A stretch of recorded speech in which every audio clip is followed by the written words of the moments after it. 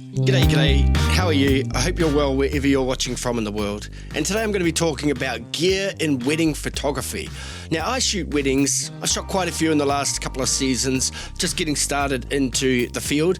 And I found them to be really enjoyable, but really hard work.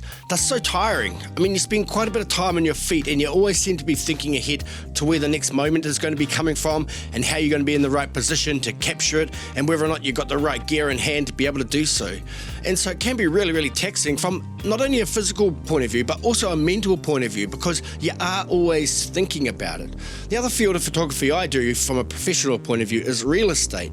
And it's way more easy because you've got the time to stand there in front of a static image and design the shot, work out how you're going to capture it and from what angles, and test the shot, make sure the lighting's right, all of that sort of thing. But in a wedding, it's much more dynamic. There's a lot more moving parts, things happening in front of you and also behind you, and you just have to be aware of what's happening the whole time to try and make sure you capture those key moments. And believe me, when it comes to wedding photography, those key moments come and go in the blink of an eye.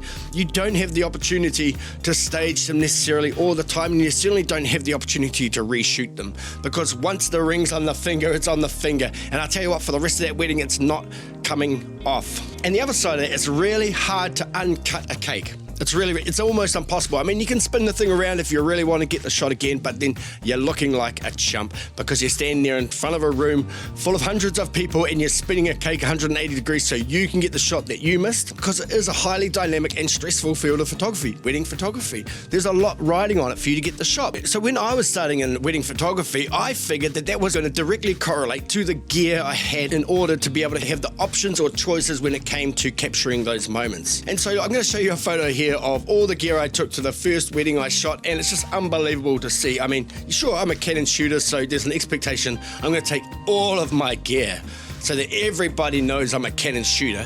But in this case, it was just wildly too much, because just every moment you're second guessing your lens, you're second guessing the aperture, you're second guessing the body, or you're second guessing your cards or your batteries and all that stuff. It's just rattling through your mind at 100 miles an hour, and it's really distracting. I can tell you that from experience. When it came time for the last wedding I shot, just before the lockdown and the quarantines and all that, I made the choice to shoot it with 2 bodies and 2 lenses. And I tell you what, I had a fantastic time.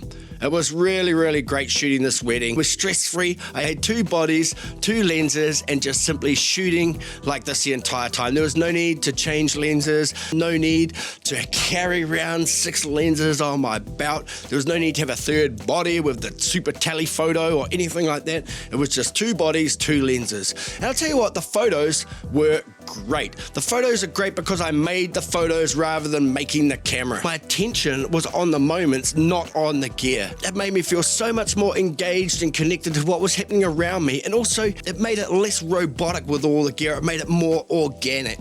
It felt more natural just to take a photo, spin around, get the wide. On one I had a full frame 35, on the other I had APS-C 50mm, so it was about an 85mm equivalent or about an 80mm equivalent, so it was really easy. Pick up the wide with the 35, grab the tight with the 50mm. And then when it came to processing and editing for the wedding, it was really easy as well, because I only had 2 lenses to deal with and 2 bodies, so I could batch process large numbers of photographs. It made the photographs natural and consistent right throughout the portfolio. So hey, I'm a massive advocate for it now. You see this photo here with all this gear? Scrap that, it's too much. It's too much, it puts too much pressure on you as a photographer.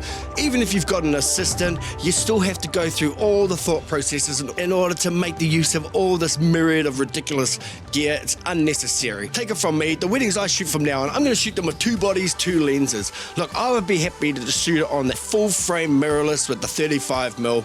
That's all, but I think the second body gives you that little bit more creativity and the ability to pick up shots that you might not necessarily be able to with the 35, particularly if you need to stand off a wee bit. It's probably a good idea to have at least a wide, medium, and then a tight, something of that nature. But hey, if you are a gear bearer and you're carrying around sacks and sacks of gear, then maybe just try the more minimalist approach to the next job you have, see how it goes, and see how it lets your artistic creativity take over the moment rather than a fixation on the gear and the electronics. Hey, that was just my thoughts. Hit the subscribe button if you want to. We're coming at you from Wellington, New Zealand, so it might be a slightly different perspective.